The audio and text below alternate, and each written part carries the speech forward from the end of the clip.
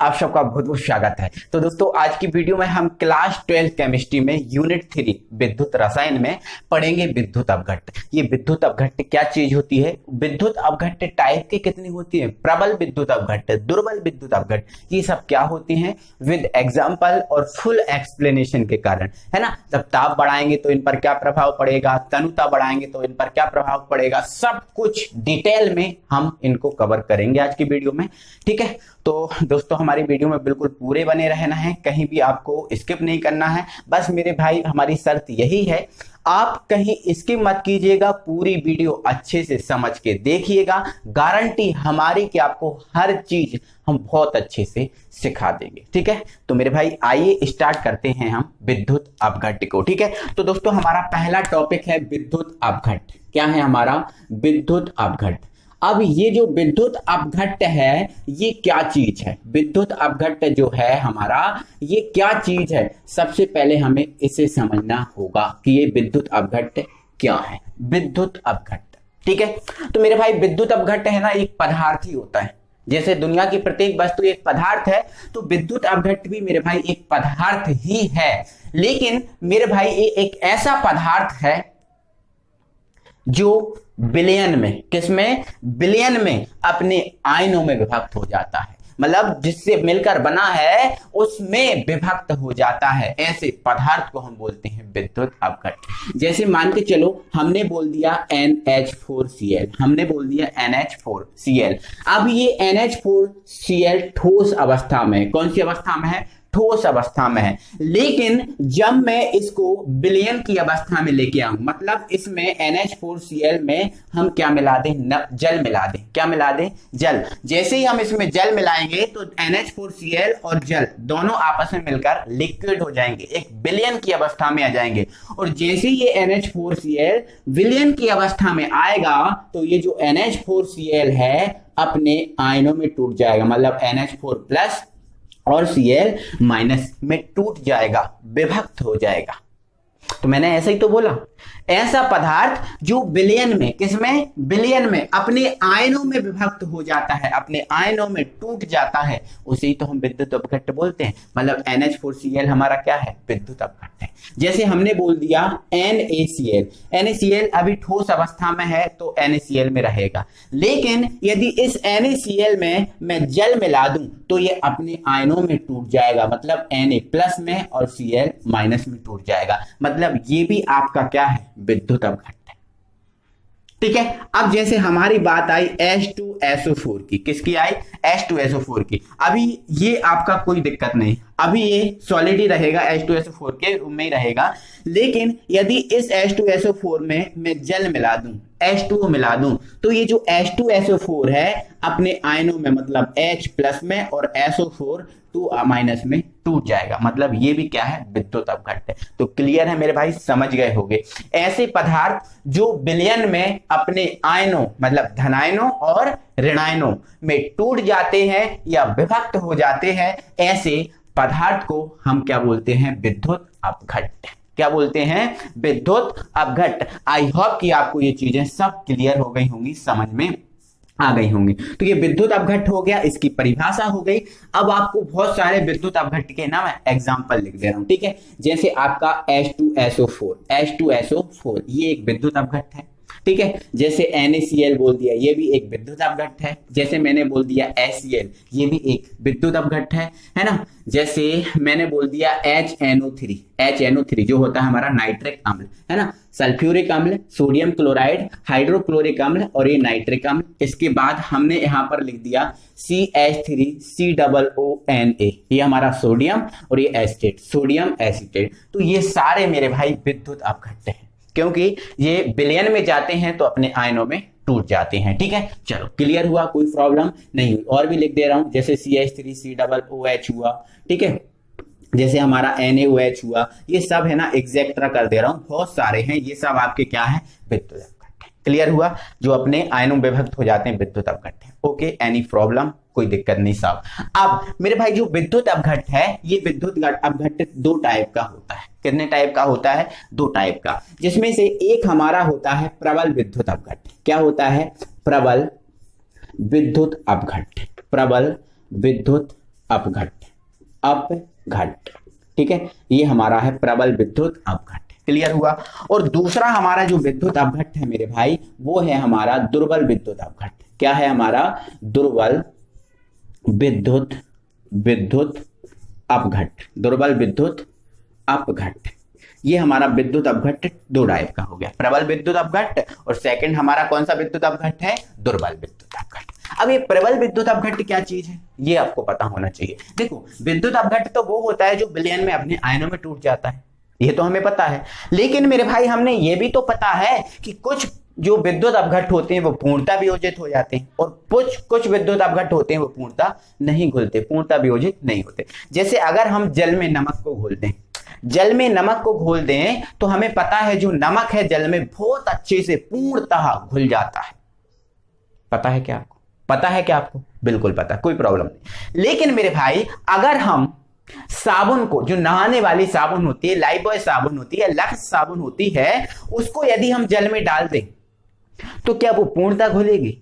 क्या वो पूर्णतः घुलेगी? नहीं सर, जैसा नमक जल में घुल रहा था वैसा साबुन ना जल में नहीं घुलेगी सर, नहीं घुल रही ना। मतलब ये पूर्णतः नहीं घुल रही है और नमक पूर्णतः घुल रहा था। मतलब जो पूर्णतः घुल जाते हैं वो कुछ और होते हैं, जो पूर्णतः नहीं घुलते वो कुछ और होते हैं। तो जी हाँ मेरे भाई, इसी प्रकार से जो आपके विद्युत अपघट्ट हैं ये दो प्रकार के होते हैं। समझ रहे हो ना? कितने प्रकार के होते हैं? दो प्रकार के। तो ध्यान रखना कि जो विद्युत अपघट्ट है वो दो प्रकार के होते हैं, प्रबल विद्युत अपघट्ट और दुर्बल, है ना। अब प्रबल क्या है? तो मेरे भाई जो प्रबल विद्युत अपघट्ट होते हैं, ऐसे विद्युत अपघट्ट होते हैं जो पूर्णतः वियोजित हो जाते हैं, 100% वियोजित हो जाते हैं। अगर उसको जल में घोलें तो जल में ना पूर्णतः 100% घुल जाएंगे। ऐसे विद्युत अपघट्ट हमारे कहलाते हैं प्रबल विद्युत अपघट्ट। ठीक है, क्लियर हुआ ना? कोई प्रॉब्लम नहीं है। चलो आगे इसकी आपको परिभाषा लिखने के हिसाब से, आपको नोट्स बनाने के हिसाब से बताऊंगा, टेंशन मत लेना, आप अभी केवल समझो यहाँ पर। ठीक है, चलो इतना हो गया। पूर्णतः जो घुल जाते हैं वो कहलाते हैं हमारे प्रबल विद्युत अपघट्ट। ठीक है, चलो आगे। अब ये जो प्रबल विद्युत अपघट्ट है, पहले तो आपको ये सीखना है कि जो विद्युत अपघट्ट है इनमें धारा का प्रवाह क्यों होता है, कैसे होता है, ये समझना है आपको। जैसे मेरे भाई अब समझो, जैसे मेरे भाई हमारा ये लिखा है NaCl। क्या है? NaCl। अब यदि NaCl में धारा का प्रवाह होगा, NaCl में धारा का प्रवाह होगा तो ठोस अवस्था में तो NaCl धारा का प्रवाह करेगा नहीं, ठोस अवस्था में तो NaCl धारा का प्रवाह करेगा नहीं। क्लियर हुआ? लेकिन यदि मैं इसमें जल मिला दूं, लेकिन यदि इसमें जल मिला दूं तो जो NaCl है, नमक है, वो धारा का प्रवाह करने लगेगा। ऐसा क्यों है सर? ऐसा क्यों होता है मेरे भाई? क्या होगा जब NaCl में हम जल मिलाएंगे, NaCl में हम क्या मिलाएंगे? जल। तो जैसे ही हम जल मिलाएंगे तो जो NaCl है वो Na+ में और Cl- में टूट जाएगा, Na+ में और Cl- में टूट जाएगा। फिर क्या होगा? फिर क्या होगा सर? जो Na+ है और जो Cl- है वो गति करेंगे, वो क्या करेंगे? गति करेंगे। और इनकी गति के कारण NaCl में धारा का प्रवाह होने लगेगा। जब ये ठोस अवस्था में था तो आयनन नहीं हो रहा था, मतलब धनायन और ऋणायन में नहीं टूट रहा था, और धनायन ऋणायन में नहीं टूट रहा था तो धनायन और ऋणायन कहीं आ जा नहीं रहे थे, तो इनमें धारा का प्रवाह नहीं हो रहा था। लेकिन जल मिलाया तो धनायन और ऋणायन में टूट गया, धनायन ऋणायन फिर आ जा सकते हैं, मतलब इनमें धारा का प्रवाह होगा। ऐसा ही है मेरे भाई, जो विद्युत अपघट्ट होते हैं, केवल विद्युत अपघट्ट में धारा का प्रवाह तभी होता है जब वो धनायन और ऋणायन में टूटते हैं। क्लियर हुआ ना? ठीक है, एक कॉन्सेप्ट हमारा क्लियर है। अब आगे बढ़ो, है ना। तो हमने बोला था ऐसे पदार्थ जो पूर्णतः वियोजित हो जाते हैं प्रबल विद्युत अपघट्ट कहलाते हैं। ये पॉइंट आपका क्लियर हुआ? ठीक है, चलो आगे अगले पॉइंट पे आप पहुंचो। पॉइंट नहीं बता रहा हूं, मगर पॉइंट में अगर चीजों को समझोगे तो इजी रहेगा। ठीक है, अगली चीज मेरे भाई ये है, यदि ताप बढ़ाएं, क्या बढ़ाएं? ताप। क्या बोला मैंने? यदि ताप बढ़ाएं तो जो प्रबल विद्युत अपघट्ट हैं इनकी जो चालकता है, उसमें चालकता क्या है? धारा प्रवाह होने का गुण।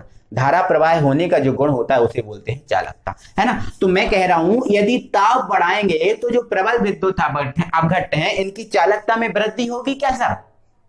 तो मेरे भाई बिल्कुल होगी। जैसे मान के चलो ये हमारा भरा है इसमें NaCl। क्या भरा है? NaCl। अब NaCl जल मिला के भरा है तो जो है ना आपका किसमें? Na+ में और Cl माइनस में टूट जाएगा, हो जाएगा, टूट जाएगा, कोई दिक्कत नहीं। अब धारा का प्रवाह कब होता है? जब NaCl गति करते हैं तब होता है। लेकिन मैं यदि इसमें ताप बढ़ाऊं, मैं यदि इसका ताप बढ़ाऊं, अगर मैं इसका ताप बढ़ाऊंगा तो जो NaCl, Na प्लस और Cl माइनस है, इनमें Na प्लस और Cl माइनस में गति आ जाएगी, गति आ जाएगी, मतलब ये तीव्र गति से क्रिया करेंगे, तीव्र गति से किसी की ओर जाएंगे या आएंगे, इनमें गति आ जाएगी। अब जब गति आ जाएगी तो तीव्र गति से इनका क्या होगा? स्थानांतरण, और जब तीव्र गति से इनका स्थानांतरण होगा तो धारा का मान भी तीव्र ही होगा, धारा का मान अधिक ही होगा। समझ रहे हो ना? तो क्लियर हुआ ना? तो ताप बढ़ाएंगे तो इनमें इनकी जो चालकता है, ताप बढ़ाने पर इनकी जो चालकता है वो चालकता ना बढ़ेगी। क्या होगा? बढ़ेगी, क्योंकि ताप बढ़ाएंगे तो इनके जो आयन है उनकी गति बढ़ जाएगी, जैसे ही गति बढ़ेगी तो चालकता का मान भी क्या हो जाएगा? बढ़ जाएगा, कोई दिक्कत नहीं है। ठीक है, चलो अगले पॉइंट पे बात करो। अगले पॉइंट पे हमारा अगला पॉइंट ये है, अगला पॉइंट हमारा ये है तनुता बढ़ाने पर। अब ये तनुता क्या चीज होती है? तनुता क्या चीज होती है? ठीक है, तनुता बता रहा हूं, क्लियर हो जाएगा आपका। जैसे NaCl में हमने कितना मिलाया? NaCl में हमने 1 लीटर जल मिलाया। कितना मिलाया? 1 लीटर जल मिलाया, 1 लीटर जल मिलाया, है ना? 1 लीटर जल मिलाया, घुल गया। लेकिन इसमें जल की और मात्रा मिलाऊं मैं, जल की और मात्रा मिलाना मतलब तनुता बढ़ाना होता है। जल की मात्रा मिलाना ही कहलाता है तनुता। ठीक है, तो ये कह रहा है कि जब तनुता में वृद्धि की जाए, तनुता में वृद्धि की जाए मतलब जल की मात्रा में वृद्धि की जाए, तो क्या इसकी चालकता में वृद्धि होगी सर? बोलो। नहीं सर, नहीं होगी। क्यों? क्योंकि भाई ये तो प्रबल विद्युत अपघट्ट है, जिसमें आपने 1 लीटर जल मिलाया था, तो 1 लीटर जल में ही NaCl पूर्ण रूप से घुल गया था, पूर्ण रूप से इसका वियोजन हो गया था। अब जल मिलाओगे भी और तो किसका और ज्यादा वियोजन होगा? नहीं सर, ये तो पूरा घुल गया था।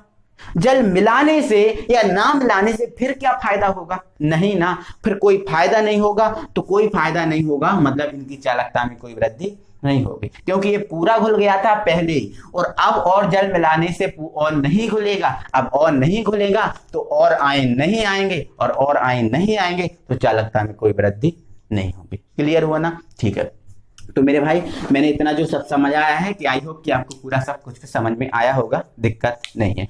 अब ना पूरी परिभाषा में लिखने के हिसाब से आपको बता रहा हूं। ठीक है, तो ऐसे पदार्थ जो विलयन में पूर्णतः 100% वियोजित हो जाते हैं प्रबल विद्युत अपघट्ट कहलाते हैं।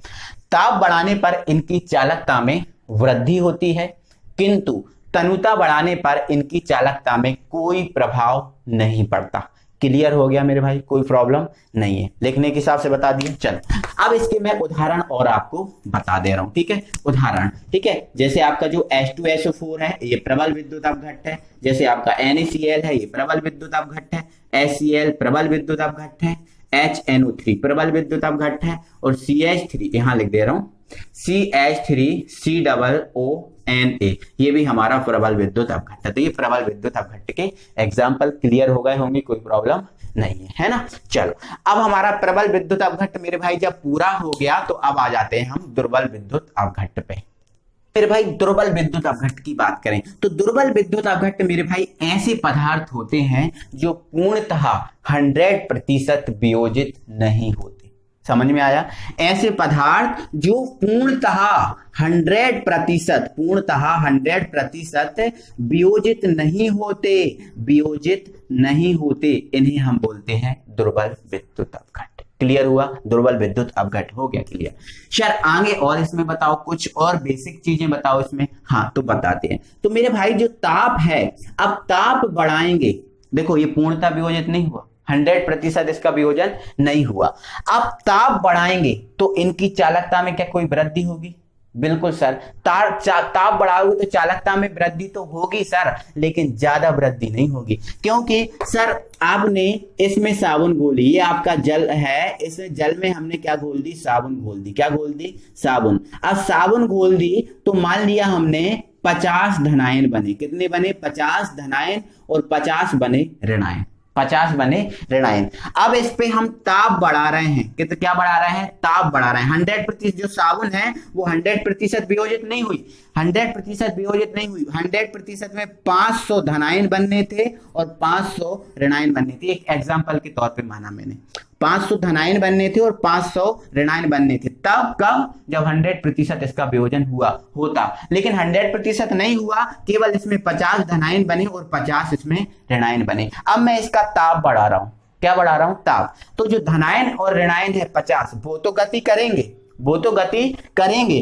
क्या इसके पास 500 में से 50 बने, 450 धनायन और 450 ऋणायन और बचे हैं, क्या वो बन पाएंगे? क्या वो बन पाएंगे? वो नहीं बन पाएंगे सर। 50 धनायन और 50 ऋणायन है, यही गति करेंगे, इसके अलावा और धनायन और ऋणायन नहीं बनेंगे, धनायन और ऋणायन नहीं बनेंगे। इसका मतलब, मेरे कहने का मतलब ये है मेरे भाई, ताप बढ़ाने पर इनकी चालकता में कोई विशेष प्रभाव नहीं होता।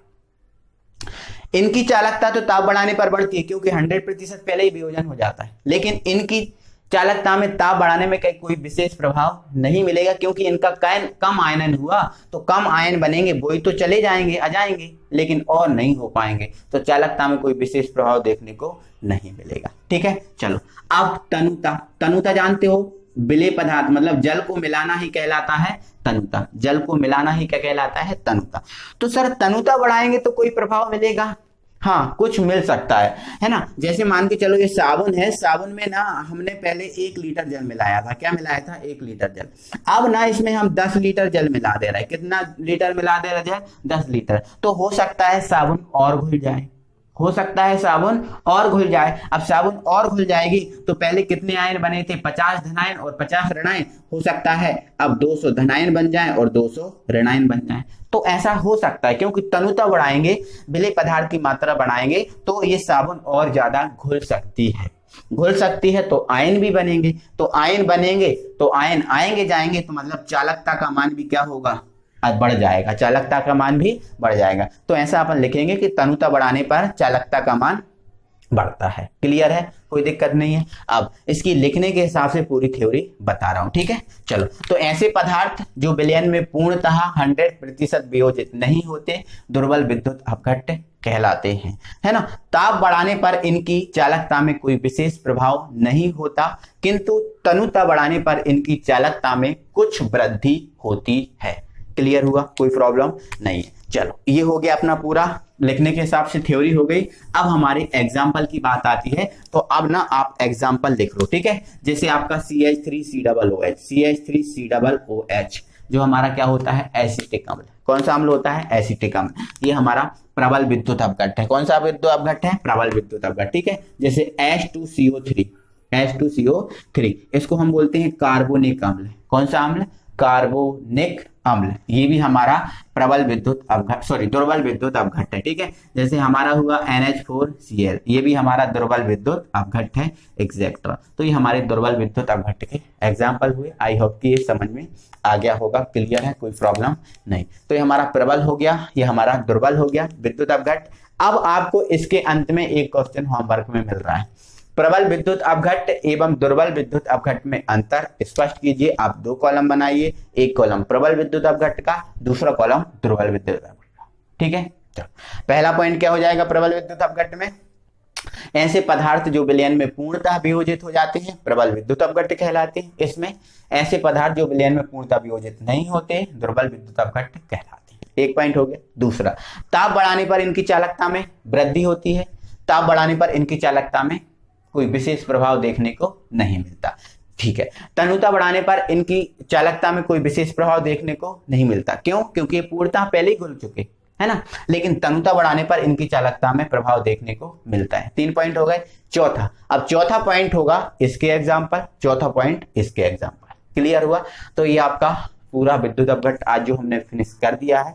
चलो, तो आई होप कि आपको ठीक लगा होगा, कोई प्रॉब्लम नहीं होगी। तो वीडियो को दिल से लाइक करो दोस्तों, है ना, और टाइम से आप वीडियो को देखा करो, है ना। और बाकी वीडियोस भी आपको चैनल की प्लेलिस्ट में ऐड कर दी गई हैं, चैनल की प्लेलिस्ट में जाया करो और कंटिन्यू इनको देख लिया करो। बाकी फर्स्ट और सेकंड यूनिट हम कवर करा चुके हैं। ठीक है, और हमारे साथ जुड़िए और ज्यादा लोगों को हमारे साथ जोड़िए, क्योंकि हमारे साथ जुड़ने से आपको फायदा ही होगा, कभी नुकसान नहीं होगा। और यदि जुड़े हैं ना मेरे साथ, तो मैं गारंटी दे रहा हूँ आपका 100% ना रिजल्ट बना के ही छोड़ूंगा। ठीक है, और हमारे टेलीग्राम जिस चैनल से जुड़ सकते हो, जो गणेशाय वर्ल्ड के नाम से है ना।